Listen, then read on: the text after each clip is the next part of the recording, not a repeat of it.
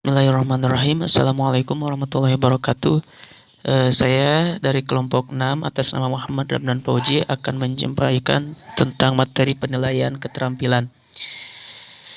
Yang pertama yaitu hakikat penilaian keterampilan. Penilaian keterampilan adalah penilaian yang dilakukan untuk mengukur kemampuan peserta didik dalam menerapkan pengetahuan dalam melakukan tugas tertentu di berbagai macam konteks sesuai dengan indikator pencapaian kompetensi. Penilaian keterampilan merupakan bagian yang tidak terpisahkan dari penilaian sikap atau afektif dan pengetahuan atau kognitif.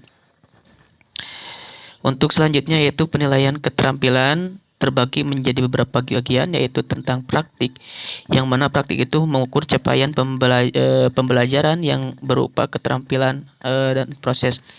Yang kedua yaitu penilaian produk, yaitu pengukuran capaian pembelajaran yang berupa keterampilan dalam membuat produk teknologi dan seni. Yang selanjutnya yaitu portofolio, yaitu mengukur kemampuan siswa dalam mengaplikasikan pengetahuannya melalui penyelesaian suatu tugas proyek dalam waktu tertentu.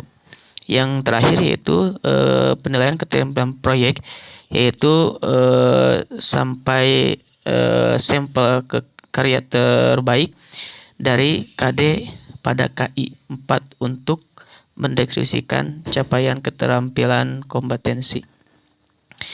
Yang selanjutnya yaitu penilaian praktik.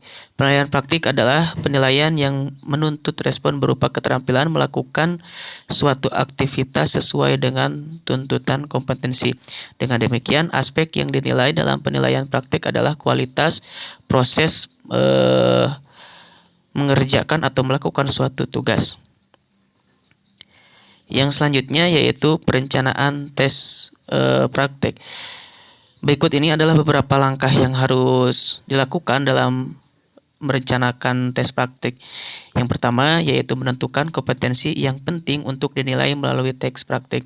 Yang kedua yaitu menyusun indikator hasil belajar berdasarkan kompetensi yang akan dinilai. Yang ketiga yaitu menguraikan kriteria yang menunjukkan capaian indikator hasil pencapaian kompetensi. Yang keempat yaitu menyusun kriteria ke dalam rubrik penilaian. Dan yang kelima yaitu menyusun tugas sesuai dengan rubrik penilaian. Yang keenam yaitu menguji cobakan tugas jika terkait dengan kegiatan praktikum atau penggunaan alat.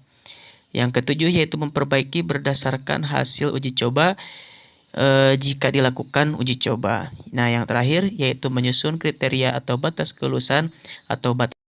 Fungsi penilaian tersebut yaitu diantaranya menyelidiki kemampuan secara umum, pemahaman serta pengetahuan pada bidang tertentu, menilai kemampuan mengaplikasikan pengetahuan dalam penyelidikan. Yang poin selanjutnya yaitu menilai kemampuan menginformasikan secara jelas. Penilaian ini dapat digunakan untuk pengetahuan pemahaman atau kemampuan. Yang selanjutnya yaitu pengaplikasian kemampuan menyelidiki dan kemampuan menginformasikan siswa. Yang terakhir yaitu dalam mata pelajaran secara jelas. Yang selanjutnya yaitu tujuan penilaian proyek, yaitu penilaian proyek memiliki tujuan untuk memberikan informasi kepada guru mengenai apa yang mereka butuhkan untuk pembelajaran yang lebih berkualitas. Yang selanjutnya yaitu langkah-langkah yang perlu diperhatikan untuk membuat penilaian proyek. Yang pertama kemampuan pengelolaan, yang kedua relevansi, dan yang ketiga adalah keaslian. Demikian yang dapat saya sampaikan. Semoga bermanfaat. Wassalamualaikum warahmatullahi wabarakatuh.